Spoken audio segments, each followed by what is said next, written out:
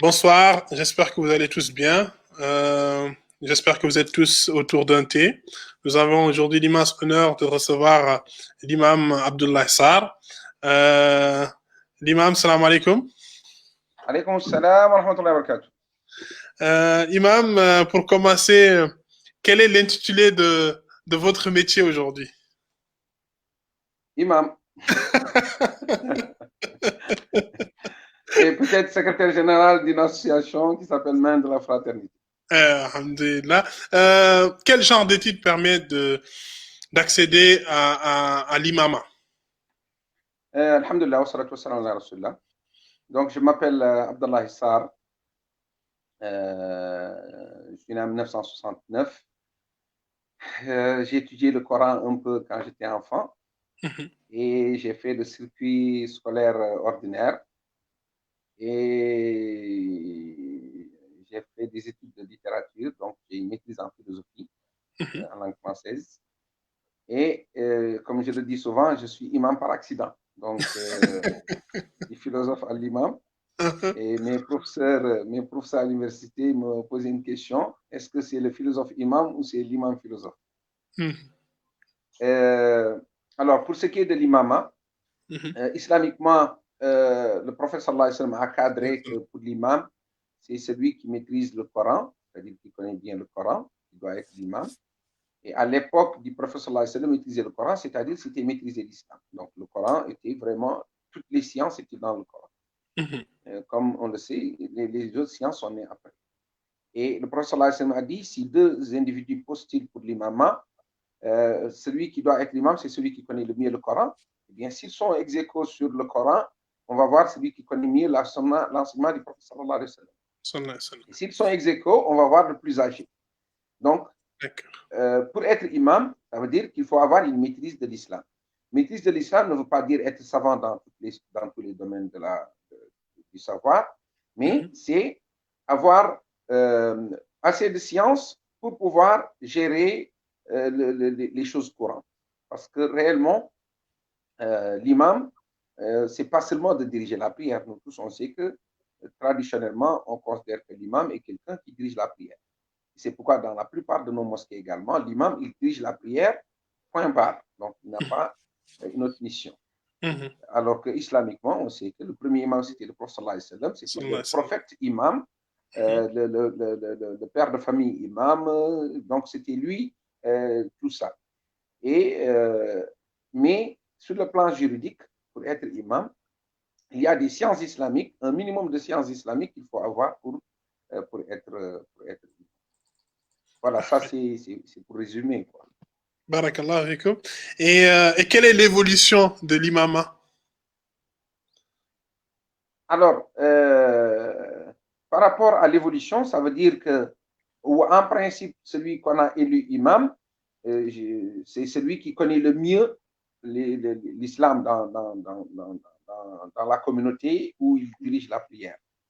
Et c'est ce qui fait que, traditionnellement, l'évolution de l'imam, il évolue en fonction de son rôle, de son implication dans la société, de son implication dans la mosquée elle-même, parce que la gestion de la mosquée n'est pas une chose simple sur le plan de la responsabilité. Donc, l'imam, il est celui qui dirige la prière et il évolue jusqu'à ce qu'il devienne le leader du quartier dans lequel il est, parce que l'imam, en principe, s'implique dans tout le quotidien des gens. Moi, je dis qu'en tant qu'imam, j'ai le rôle d'éduquer, mais j'ai le rôle également de réconcilier entre les gens. Donc, c'est dire que l'imam s'implique dans les affaires quotidiennes, les divorces, les mariages, les baptêmes, la propreté du quartier. Tout ça, et c'est que l'imam de la mosquée, il s'épanouit dans le quartier. Et de l'imam, on peut aller vers le savant, c'est-à-dire que l'imam qui a le temps, qui se détache, qui a la possibilité de ne pas avoir des occupations autres que l'imama, il progresse vers le savant. Ok, parfait. Et là, peut-être c'est une question peut-être pour le salaire d'un junior imam, un imam junior. Alors, l'imam senior, En Mauritanie, l'imam senior, il a 50 000 ouguiya. 50 000 ouguiya, c'est l'équivalent de combien de 200 euros, quelque chose comme Ouais, ça, 300 euros. exact. Ouais, exact. 300, 200, 300 euros comme ça. Ouais. Vous vous rendez compte? Donc, si l'imam titulaire, il a 300 euros, l'imam junior. Allah barik, Allah barik. Non, mais c'est dire que dans certains pays, l'imam est une sorte de fonctionnaire de l'État, donc il reçoit un salaire. En Mauritanie, il y a une aide symbolique qu'on donne aux imams, donc ce n'est pas vraiment un salaire au sens réel du terme. Mais les gens s'organisent dans la communauté de telle sorte qu'il y a dans certains quartiers, les gens, c'est-à-dire la communauté de la mosquée, eux-mêmes s'organisent pour trouver un salaire à l'imam. Donc, si l'imam s'implique, il accorde tout son temps à la communauté, eh bien, il est du devoir de la communauté de lui accorder. De lui rendre. De lui rendre. Donc, mais la plupart des cas, c'est que l'imam, il a une autre fonction. Par exemple, moi, je suis imam, mais je n'ai pas de salaire. C'est-à-dire ce que j'ai fait dans la mosquée, l'enseignement, l'encadrement, l'éducation, tout ça, il n'y a pas de salaire. Mais je suis dans une autre association et le drame de l'imam qui travaille ailleurs, c'est que quelquefois, son travail va avoir de l'influence sur sa présence à la mosquée. Exactement. C'est pourquoi certains ont pris l'initiative de trouver un salaire à l'imam pour que l'imam s'occupe de sa mosquée, de sa mission d'imam. Parfait, parfait. Et qu'est-ce qui vous fait vous lever le matin? Là, on va vraiment essayer de connaître qui est monsieur, qui est l'imam Abdullah Sarr. Qu'est-ce qui vous motive le matin pour vous lever? La prière. Inch'Allah. Alors, c'est normal, hein, pour l'imam, il doit se réveiller avant tout le monde pour faire quelques prières et se préparer à recevoir les gens à la mosquée. Fidèle. Non. Et comment décrirez-vous votre journée de travail à un enfant? Si vous avez votre enfant devant vous. Alors, je vais dire, compte tenu du fait qu'il y a les deux casquettes, il y a l'imam et le secrétaire général. Donc, par rapport à la mosquée, d'habitude, je vais à la mosquée vers 5 heures du matin, c'est-à-dire juste avant la prière. Et quand je me réveille, je fais mes ablutions, je fais quelques prières et ensuite je vais à la mosquée. Et à la mosquée, je prépare un cours, je fais un cours pour les fidèles juste après la prière du matin. Donc, j'ai une petite chambre dans une petite bibliothèque dans la mosquée où je prépare le cours. Et après la prière, je présente le cours dans plusieurs langues. Et ensuite, on reste un peu dans la mosquée. Et quand on sort de la mosquée, on se prépare, on prend le petit déjeuner. Et ensuite, je vais à l'association. Et à l'association, j'essaie de planifier mon temps de telle sorte que, compte tenu du fait que je suis bénévole dans l'association, même si je suis la première personne concernée, d'organiser mon temps de telle sorte que j'ai un temps pour le suivi, c'est-à-dire voir le plan d'action, les commissions, qu'est-ce qu'elles font, faire le suivi. J'ai un temps pour les relations, parce que c'est moi qui gère les relations des autres associations avec notre association. C'est moi qui gère également les relations avec les grandes structures ou les bailleurs. Et ensuite, je prends un temps de lecture, un temps de lecture dans la journée, parce que j'ai besoin de lire en tant qu'imam, mais j'ai besoin de lire en tant que secrétaire général d'une association qui travaille dans la cohésion sociale, et parce que je prépare des thèmes, des cours sur la cohésion sociale. Donc, il me faut un temps de lecture par rapport à ce domaine-là. Et j'organise la journée de telle sorte que d'habitude à 13h30, je quitte le bureau pour aller à la mosquée parce qu'on a la prière de Dhuhr. Et le reste du temps, par exemple, après la prière de Dhuhr, il y a le déjeuner, il y a la sieste. Et après la prière de l'Asr, d'habitude, il y a un cours, ou dans la mosquée ou ailleurs, parce que également on collabore avec d'autres gens pour faire des conférences. Le plus souvent, les conférences se font de 17h à 19h. Et d'habitude, à 19h, je reviens à la mosquée pour la prière de Maghrib. Et on essaie 2 à 3 fois par semaine, on fait un cours fixe dans la mosquée entre Maghrib et Isha. Et après Isha, d'habitude, je fais en sorte qu'il n'y ait pas de programme. De la même façon que je vous ai dit que je me réveille tôt, alors j'essaie de dormir tôt, même si à Nouakchott, ce n'est pas évident. Mais je suis de ceux qui, 22 heures, j'aimerais être déjà couché pour pouvoir me réveiller avant. Top. Et en 3 mots, comment décririez-vous votre rôle? Alors, moi je dirais éducateur. Hein, j'ai un rôle d'éducation par le fait que je suis imam. Je dirais également formateur, parce qu'effectivement, j'essaie de former les jeunes, de former les autres imams, parce que dans ma mission, compte tenu du fait que j'ai une expérience d'à peu près 20 ans de l'imam, je suis en train d'encadrer d'autres imams. Et également encadreur, donc éducateur et encadreur.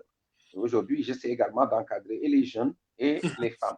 Donc, parmi les missions que je considère comme étant les plus importantes pour moi, c'est que grâce à Dieu, j'ai autour de moi beaucoup de jeunes qui comprennent mon discours, qui peuvent suivre, qui n'ont pas de gêne, parce que j'ai essayé, compte tenu du fait que je vous l'ai dit, je suis imam par accident, donc de faire en sorte qu'il n'y ait pas de barrière entre moi et les jeunes. Et les jeunes peuvent me poser toutes les questions, et ils peuvent m'inviter là où ils veulent, et j'essaie d'être disponible comme le prophète sallallahu alayhi wa sallam était disponible, donc de ne pas juger les jeunes, de ne pas observer ce qu'ils font.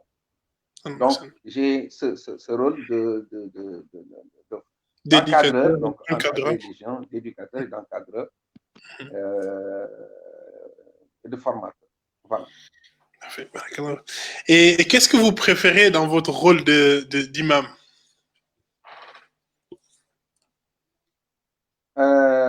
Alors, pour le rôle d'imam, je pense qu'il y a deux éléments essentiels. C'est l'imam est un guide, mais également c'est un réconciliateur. Donc, j'essaie de faire en sorte qu'aujourd'hui, l'une des meilleures choses que je considère comme étant une réalisation, c'est que je réconcilie entre deux individus qui ont un différent. Et le plus souvent, c'est des couples. Et Dieu sait qu'il y a des dizaines de couples qui ont des problèmes. Et j'essaie de les réconcilier. Et quand je réussis ces réconciliations, ça fait plaisir. Parce que, comme a dit le prophète sallallahu alayhi wa sallam, Satan, la meilleure chose que ses enfants font pour lui, c'est de disloquer une famille, c'est de casser une amitié. Et bien donc, je considère que l'une de nos meilleures missions à nous également, c'est de riposter à cela et de réconcilier les gens. Donc, un guide spirituel, mais en même temps un réconciliateur.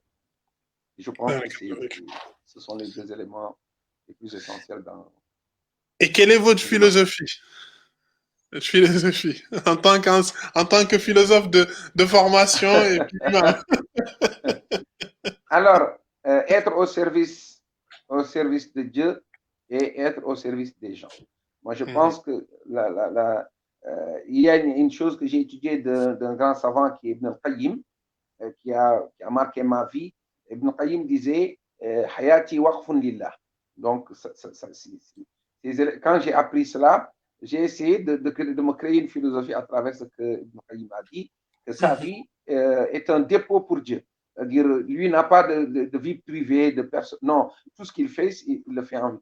Moi aussi, j'ai fait en sorte que je fais de ma vie, voilà, être au service de Dieu, mais surtout être au service des gens. Donc, au service de Dieu, ça veut dire que tout ce que je fais, que ce soit l'imama, que ce soit l'association, que ce soit à titre personnel, j'essaie d'aider les gens. Je ne suis pas riche, mais quand il y a des familles nécessiteuses, je cherche quelqu'un qui va les aider. Donc, ça, c'est l'une des missions qui me fait le plus plaisir. Donc, être au service de la communauté. Donc, être au service d'Allah subhanahu wa ta'ala pour être au service de la communauté. Voilà la philosophie. Et est-ce que vous avez un mentor dans votre métier d'imam? Est-ce que vous avez un mentor qui sait dans votre vie de tous les jours? Bon, je ne sais pas si on peut l'appeler mentor, mais j'ai un guide spirituel. C'est-à-dire, dans mon cheminement, j'ai rencontré un homme qui a marqué ma vie par sa spiritualité. Et à chaque fois que j'ai une crise spirituelle, eh bien, je fais appel à lui. Donc, je me dis que s'il y a quelqu'un que je peux appeler mentor, ce sera lui. Donc, parce que il y a des gens qui marquent votre vie par leur comportement, par leur spiritualité, par leur piété, par leur discours. Et effectivement, j'ai rencontré dans mon cheminement un homme qui a su combler ce vide-là quand j'ai une crise spirituelle. Je venais vers lui. Et bon, avec l'âge, avec le temps, les occupations, ces assises-là diminuent et lui, il est très occupé également. Mais au début de mon cheminement, c'était vraiment lui, la personne vers laquelle je me tourne quand j'ai une difficulté par rapport à une thématique quelconque, à des questions quelconques, mais surtout à un cheminement spirituel, parce que l'individu, il vit des hauts et des bas. Donc, quand ta foi baisse, il y a besoin de quelqu'un qui, en 10-15 minutes, hein, vous n'allez pas me croire, mais en 10-15 minutes, assis de 10-15 minutes, j'ai l'impression que c'est un chargeur, quoi. Il va me charger ma batterie de foi et j'en prends pour un certain temps. Et est-ce que c'est important dans l'imama d'avoir ce genre de personnes autour de soi, un guide qui nous permet d'avancer? C'est dans la vie de l'individu. L'imam, il faut que nous, on sache démystifier les choses. L'imam est un être humain. Donc, il a besoin d'amis, il a besoin de confidents, il a besoin de conseillers, il a besoin de guides. Par exemple, moi, je suis imam, mais je ne suis pas savant. Aujourd'hui, quand on me pose une question à laquelle je n'ai pas de réponse, j'ai besoin d'avoir quelqu'un selon mes critères à moi, parce que moi, j'ai un peu appris. Donc, quelqu'un qui a un peu appris, il est différent de M. Lambda qui pose une question et qui cherche une réponse. Moi, quand je pose une question, ce n'est pas suffisant de me dire halal ou haram. Ce n'est pas suffisant. Il faut argumenter parce que moi, si vous argumentez, je peux discuter l'argumentaire que vous avez. Donc, chaque imam a besoin je vous l'ai dit, l'imam doit progresser vers le savant. Donc, tant qu'il n'est pas savant, il a besoin d'un savant de référence pour ses questionnements à lui. Parce que moi, par exemple, quand j'anime une conférence et qu'on me pose une question à laquelle je n'ai pas de réponse, c'est une occasion pour moi d'apprendre de nouveau. Donc, il me faut trouver quelqu'un qui va donner la réponse.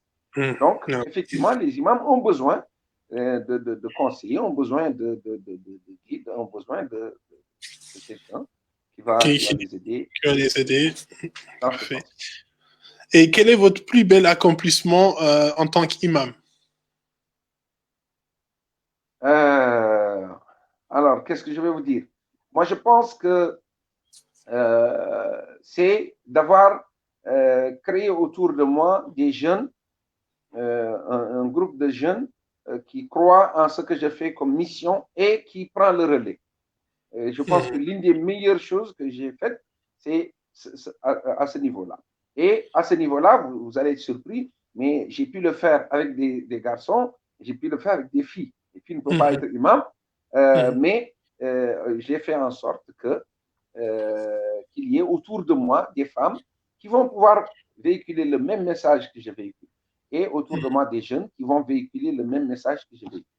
Et je pense que si un imam arrive à faire en sorte qu'autour de lui, il y ait des gens qui véhiculent le même message, je pense que c'est un bel accomplissement.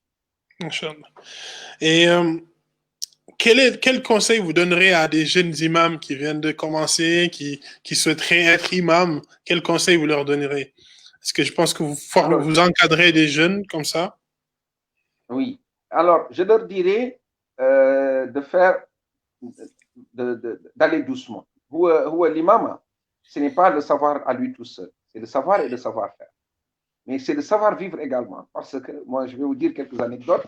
Quand je suis devenu imam en 99, la mosquée où je suis devenu imam, il y a un vieux qui a appris une partie de l'Akhdari. Donc, l'Akhdari est un livre de débutant dans le rite maliki. Alors, à chaque fois que je donne un cours dans la mosquée, il intervient pour dire ce que vous venez de dire n'est pas dans l'Akhdar. Donc, lui, compte tenu du fait qu'il n'a pas appris grand-chose, il considère que la science islamique, c'est l'Akhdar. Et tout ce qu'on dit en dehors de cela, c'est pas valable. Et il faut avoir la sagesse de gérer ce vieux, il a l'âge de mon père. Donc, je ne peux pas faire une confrontation, un débat avec lui, parce que débattre, on débat avec quelqu'un qui a un bagage quelconque. Mais quelqu'un qui ne sait pas grand-chose, c'est inutile. Donc, je lui disais, tu as raison, mon père, et ça passe. Donc, c'est dire que l'imam doit apprendre à connaître sa communauté, donc les gens avec lesquels il est, et il va pouvoir les trier. Il y en a qui sont contre lui pour des raisons d'âge, parce qu'il y a des vieux, pour eux, un jeune imam, c'est du n'importe quoi, etc. Il y en a d'autres, c'est question de rivalité, eux-mêmes, ils voulaient être imam, et ils ont, vous avez pu, c'est vous qui a été nommé, etc. Et il y en a d'autres, ils cherchent leur voie, donc il faut pouvoir gérer tout cela. Je vous dis une autre anecdote. Il y a un médecin qui priait dans la mosquée, Allah yarahmou. Quelquefois, nous avons des activités dans la mosquée. Donc, on fait des nuits pédagogiques, des conférences, etc. Alors, quand on fait une nuit pédagogique, d'habitude, si on me pose une question juste à l'heure de la prière, je prends 5 minutes pour répondre à la question. Ça, pour quelqu'un qui a appris l'islam, il sait que quelquefois, on fait l'iqama, c'est-à-dire on doit prier, et un villageois vient, il pose une question au prophète sallallahu alayhi wa sallam. Le prophète, vous savez, après l'iqama, on doit juste prier. Mais le prophète, il répond à la question avant de démarrer la prière. C'est la sagesse du prophète sallallahu alayhi wa sallam de gérer ce genre. Parce qu'il peut entrer dans la prière et le gars peut se mettre là-bas à crier, dire, bon voilà, je suis venu, je pose une question, et personne répond, etc. Donc le prophète gérait ce genre de choses. Et moi également, quand un jeune me pose une question, je réponds. Et comme j'ai une marge de 5 minutes que la communauté me donne pour la prière, donc je peux venir avec 5 minutes de retard sans problème. Et ce médecin-là, à chaque fois, il se met à crier dans la mosquée, c'est pas normal, etc. Alors une fois, les jeunes qui étaient autour de moi étaient en colère contre lui et ils ont pensé qu'il m'a manqué de respect avec ce qu'il dit. Je leur ai dit, ne lui dites rien, laissez-moi gérer ça. Quand je suis venu, il s'est mis à parler. Je n'ai rien dit, on a fait le qaman et dans mon fort intérieur, j'ai dit, s'il parle après la prière, je vais intervenir. S'il ne parle pas, ce n'est pas important. Après la prière également, il s'est mis à parler. Je l'ai appelé. Je lui ai dit, dis-moi, n'est-ce pas, tu es médecin? Il m'a dit oui. Je lui ai dit, est-ce que tu accepterais que moi, qui ne connais rien en médecine, que je vienne traiter un malade à ta place? Il a dit non. Je lui ai dit, pourquoi? Parce qu'il m'a dit, question de spécialisation. Je lui ai dit, toi qui es imam. Il m'a dit non. Je lui ai dit, donc, ce n'est pas toi qui gères la mosquée. Ce n'est pas à toi de dire à l'imam ce qu'il fait, ce qu'il ne fait pas. Donc, de la même façon que tu n'accepteras pas que moi, je vienne intervenir dans le domaine dans ton domaine, eh bien, tu ne vas pas intervenir dans l'autre domaine. Moi, je connais l'heure mieux que toi. Donc, si moi, je ne viens pas et que tu sais que je suis dans la mosquée, c'est comme tout le monde. Parce que c'est une question de gestion. Moi, ce n'est pas que ça me fait plaisir. Je ne suis pas chez moi en train de boire du thé. Je suis dans la mosquée en train d'enseigner. Eh bien, si moi, je tarde 2 minutes ou 3 ou 5 minutes, eh bien, tu dois comprendre pourquoi, ou bien poser la question, dire, imam, est-ce que c'est normal que vous absentez? Comme ça, tu auras une réponse. Mais tu n'as pas à intervenir dans un domaine qui n'est pas le tien. Donc, c'est dire que les jeunes imams doivent apprendre à gérer ces choses-là. Et c'est plus important que de diriger la prière. Si vous gérez les gens de la mosquée, ça veut dire que vous aurez une catégorie de gens à qui il faut enseigner quelque chose, il faut leur enseigner quelque chose. Il y a des gens qu'il faut valoriser parce qu'ils aiment qu'on les valorise, eh bien, il faut les valoriser. Et il y a des gens qui ont besoin d'accompagnement, il faut les accompagner. Ça, c'est un aspect. L'autre aspect, c'est que l'imam doit faire en sorte qu'il progresse sur le plan scientifique également, c'est-à-dire la prière. Aujourd'hui, c'est un fiqh, c'est-à-dire une jurisprudence de l'imam. Par exemple, moi, les gens constatent que si c'est une période de fraîcheur, les khutbahs sont 30 minutes, 25 minutes, etc. Et si c'est une période de chaleur, à 5, 10 minutes, la khutbah. Oui, parce que moi, je me dis que si quelqu'un vient en retard et il prie sous le soleil, et que moi, je fasse une khutbah de 30 minutes, il ne suit plus. Ceux qui sont dans la mosquée même ne suivent plus à cause de la chaleur. Et moi je ne parle pas dans le vide. Moi, je veux que les gens comprennent, écoutent ce que je dis et qu'ils le comprennent et qu'ils l'appliquent. Eh bien, il faut que je leur dise quelque chose qui soit dans un cadre où ils sont réceptifs. Donc, l'imam doit savoir quand est-ce que la khutbah doit être longue, quand est-ce qu'elle doit être courte, quand est-ce que la prière doit être longue, quand est-ce que la prière doit être courte. Et ces éléments-là, chaque imam doit les apprendre. Ça, c'est, vous aurez beau réciter tous les livres, ces éléments-là, c'est une question d'expérience. Donc, l'imam doit revoir sa tenue, parce qu'il y a des gens, ce qui les intéresse, c'est la tenue de l'imam. Il doit revoir sa coiffure. Donc, tous ces éléments-là, c'est des éléments que les jeunes imams doivent apprendre et c'est un savoir-vivre qu'ils doivent avoir avec eux. Machallah. Et quel a été l'impact du Covid sur votre travail aujourd'hui? Le Covid a tout arrêté. Moi, je suis imam depuis 1999, mais on n'a jamais arrêté la prière de vendredi dans ma vie, toute ma vie. Là, j'ai 51 ans, 52 ans. Je n'ai jamais raté la prière du vendredi. Le jour du vendredi, la mosquée est à côté, la mosquée est fermée que durant le Covid. Donc, Covid, vraiment, c'était catastrophe sur ce plan-là. Et je peux vous dire que la première fois, quand on a arrêté les prières dans les mosquées, les prières du vendredi, quand on les a repris, le nombre avait doublé. On a l'impression que le nombre avait doublé. Les gens avaient vraiment envie de venir faire la prière du vendredi. Donc, par rapport à la mosquée, grâce à Dieu, nous, on n'a pas arrêté les prières dans la mosquée, sauf le vendredi, c'est-à-dire c'est seulement la prière du vendredi qui a été arrêtée. Et les autres prières, on les faisait. Même les tarawih durant le ramadan, les autorités avaient autorisé quelques personnes. Donc, j'avais pris quelques jeunes qui vont diriger la prière de tarawih et on faisait la prière dans le micro pour que les autres puissent le faire avec nous dans le quartier. Et quel conseil donneriez-vous à ces jeunes qui font l'immigration clandestine, qui prennent le désert, le bateau et qui perdent leur vie, hélas, nombreux? Quel conseil vous leur donneriez? Quelque chose de vraiment pratique pour pouvoir rester? Moi, je dis aux jeunes 3 choses que j'ai dit dans une khutbah ici. La première chose, c'est que quelqu'un qui va aller en Occident, il n'a qu'à faire une demande de visa et il croit en Dieu. Aller en Occident, ça fait partie du risque. Le risque, malheureusement, nous, la question du risque, on ne l'a pas bien compris. Je vous dis une anecdote. Il y a un père de famille, il a une fille, et il y a un homme qui est très pieux, mais qui est pauvre, qui est venu demander sa fille en mariage, et il a refusé. Donc, il n'y a pas de problème. Il y a un homme riche, pervers, qui est venu demander sa fille en mariage, il a accepté. Et il a dit, Allahu yahdi man yasha. Donc, vous avez vu, ce père de famille, pour combler la perversité, il a dit, Dieu peut guider cet homme-là. Et quelqu'un lui a dit, mais, donc il fallait accepter le premier qui est pieux et savoir que c'est Arraz, c'est-à-dire que Dieu, il a plusieurs noms. Donc, l'attribut de guider, c'est l'attribut de Dieu. L'attribut également de donateur, c'est l'attribut de Dieu. Donc, c'est dire que les jeunes qui partent, ils ont oublié la notion de risque, c'est Allah wa Rasa. Donc, au lieu de partir clandestinement, il fallait faire une demande de visa. Et si ton risque est d'aller en Occident, tu auras le visa. Et moi, je leur ai dit ça ici. Si tu demandes le visa et tu ne l'as pas, si tu pars dans la mer, tu vas mourir parce que ça ne fait pas partie de ton risque.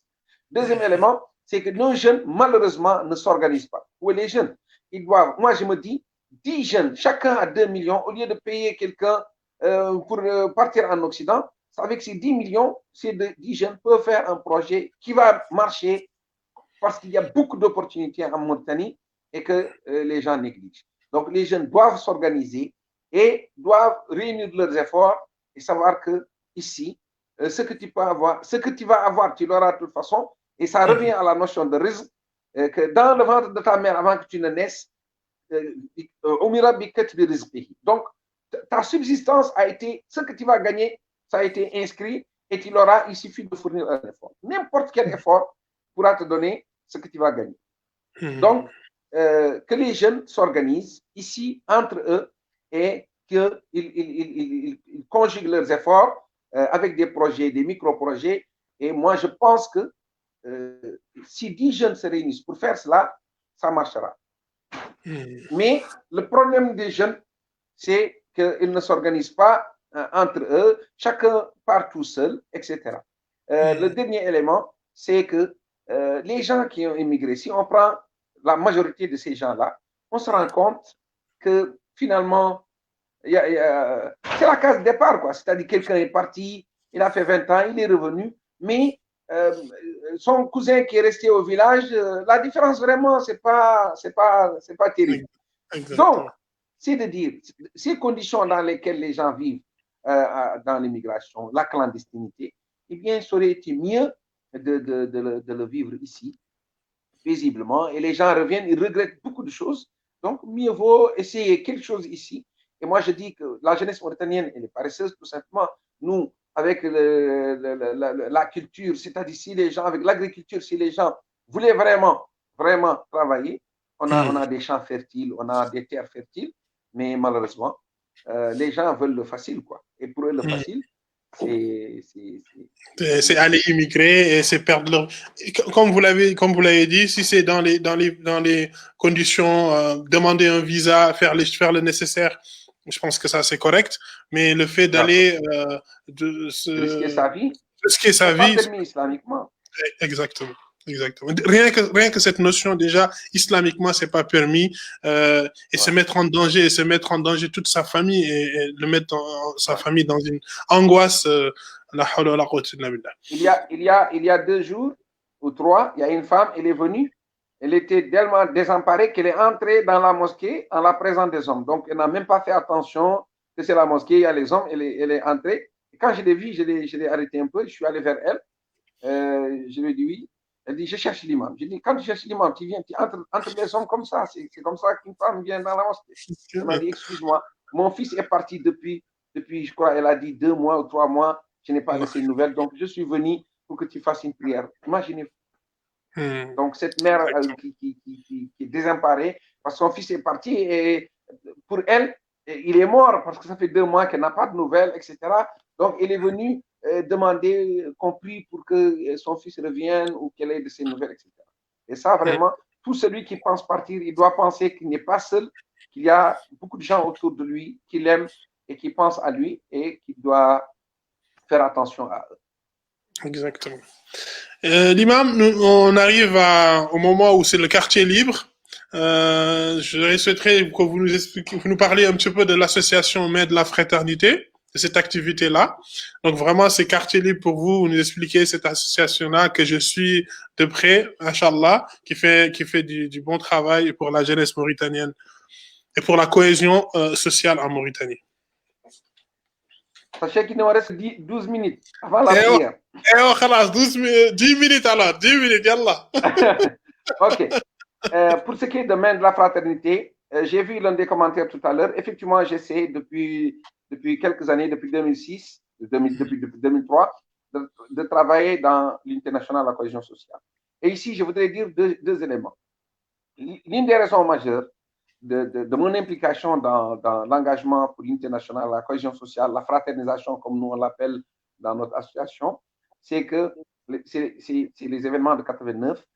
Ça a marqué ma vie. Ma mère et ma grande sœur ont été déportées au Sénégal et ça a joué sur moi. Et j'ai dit, je ferai quelque chose pour que cela ne se reproduise pas. Et pour moi, aujourd'hui, avec tous les discours racistes,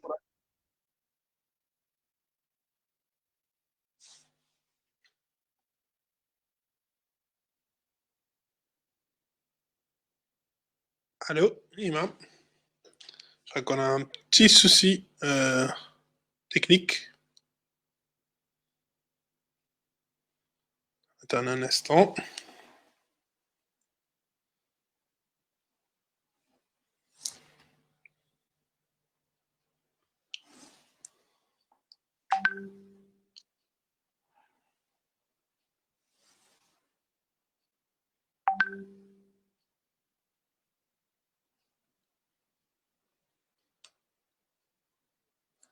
On va attendre un petit peu. Je pense qu'on a un petit souci technique. Donc, on va attendre Imam une minute ou deux. Sinon, on va s'arrêter là parce que l'imam doit, c'est une de ses responsabilités aussi, d'imam, doit aller faire la prière. Hop, il est là. Alors, c'est la connexion. C'est la connexion Med et Mauritanie. Alors, je disais donc que par rapport à ces événements-là, j'ai décidé qu'aujourd'hui, plus que jamais, on a besoin d'un discours d'unité nationale et qu'on a besoin de toutes les mains, que tous les Mauritaniens se retrouvent autour des tables, qu'on fasse des débats francs, francs, mais constructeurs. C'est-à-dire, nous ne cherchons pas à critiquer les uns les autres ou à les blâmer les uns les autres. Nous voulons vivre ensemble ici et pour nos enfants, pour toutes les communautés. Et nous avons l'islam qui nous réunit tous. Et grâce à l'islam, et puis à notre pays, à la croyance, à cet état-là, que nous pouvons faire quelque chose. Donc, amène la fraternité. Ce que nous essayons de faire, c'est d'avoir un discours unificateur, et c'est possible aujourd'hui.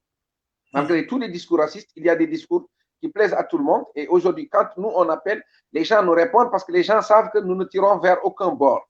Nous voulons toute une Mauritanie homogène, arc-en-ciel. L'autre chose, c'est les objectifs que nous avons concernent les femmes, les enfants, mais concernent tous les Mauritaniens. Aujourd'hui, on a initié quelque chose qui commence à prendre forme, c'est la fraternisation. C'est-à-dire, le négro-mauritanien doit chercher des Maures blancs ou des Haratines et en faire des frères, et vice-versa. Au sens réel du terme, nous encourageons le mariage mixte. Et nous sommes en train de faire un document sur les expériences qui existent, comment ces expériences se sont produites et comment ça avance. Et que, effectivement, c'est l'une des solutions à long terme. Quand toute la communauté fera un brassage, donc les Soninké se sont mariés avec les Poulards avec les Maures avec les Haratines, et tout ce monde-là, maintenant, tout ça, ça va donner une Mauritanie unie et on a besoin de cette unité. Et nous tous, on sait que c'est l'union qui fait la force. Aujourd'hui, la Mauritanie, sur le plan démographique, on est une des capitales, hein, toute la Mauritanie, c'est l'une des capitales du monde, et même moins quelquefois. Donc, c'est vraiment, on n'a pas à nous diviser, quoi. C'est-à-dire, nous tous réunis, nous ne représentons même pas les populations d'une capitale, à plus forte raison si on se divise. Donc, il faut vraiment que les gens pensent à ces éléments-là, que nous devons être unis, nous devons travailler ensemble, et il y a des choses que l'Occident a dépassées depuis. Aujourd'hui, on regarde quelqu'un dans les rues, j'entends des discours, et celui-là, il est forgeron, ah, celui-là, il est ceci. Ça ne sert à rien, ça ne sert à rien qu'il soit forgeron ou pas. Aujourd'hui, si quelqu'un on fait le bac, ça n'a rien à voir avec être forgeron ou être tubalo, ça n'a rien à voir. C'est une question d'information, d'études, de savoir. Et le forgeron est peut-être le premier de la classe, de la même façon que le cordonnier peut être le premier de la classe. C'est une question de compétence. Donc, ces éléments-là, ça nous retarde et il faut que notre discours dépasse ces éléments-là. Et aujourd'hui, nous, on parle de la fraternité parce qu'on en a besoin. On en a besoin. Et les Mauritaniens doivent se rendre compte que nous sommes sur une poudrière, que si on ne fournit pas l'effort qu'il faut, on ne se lève pas à temps, nous ne pourrons. Les guerres civiles qui se sont produites ailleurs, la Mauritanie ne pourra pas les supporter. Je vous l'ai dit tout à l'heure, on est peu nombreux et peu nombreux, on ne peut pas encore aller plus bas que cela.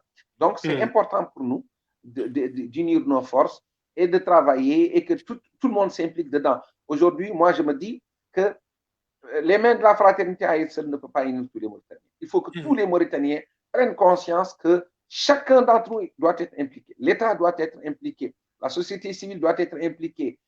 Tout le monde doit être impliqué pour que, au moins, on puisse réunir nos cœurs. Et quand on formera une unité, en ce moment-là, le reste va être facile. C'est qu'on va revenir à l'islam, qui est une religion de travail, d'engagement, et que tout le monde travaille et qu'on oublie les autres considérations qui ne nous avancent nullement. Voilà, à main de la fraternité, nous essayons de mettre des jalons sur la route pour que les gens voient, voilà, on trace des pistes vraiment pour que les gens qui veulent d'une Mauritanie unie, qui trouvent, voilà, il y a une voie et le train est en marche. Il faut que les gens soient dedans. Barakallahu fikum, Imam. Merci beaucoup. Je pense que c'est Amin. l'heure de la prière bientôt. Dua Oui. bil khair. Et puis voilà, c'est un grand plaisir de vous avoir ce soir avec nous. Et puis le discours. Et on va, Inch'Allah, faire le nécessaire pour aider financièrement cette association Main de la Fraternité. On va ouvrir bientôt, Inch'Allah, une cagnotte en ligne. Tout le monde peut participer n'importe où dans le monde pour aider cette initiative qui est, machallah, voilà, l'objectif central, c'est notre cohésion sociale. On en a besoin. Comme l'imam l'a dit, on n'est que 5-6 millions maximum. Si on compte les Mauritaniens de l'extérieur, on n'a pas le temps pour les chamailleries. Et on fera tout, Inch'Allah, pour que cette cohésion puisse exister réellement, Inch'Allah. Barakallahu fikum. Barakallah. Jazakumullah khair. Salam alaikum wa rahmatullah. J'aurais aimé suivre avec vous et répondre à peut-être quelques questions, mais c'est l'heure de la prière. Ah, c'est une des obligations. C'est une des obligations de l'imam. Barakallahu fikum. Salam alaikum wa rahmatullah. Alaykoum salam wa rahmatullah wa barakatuh.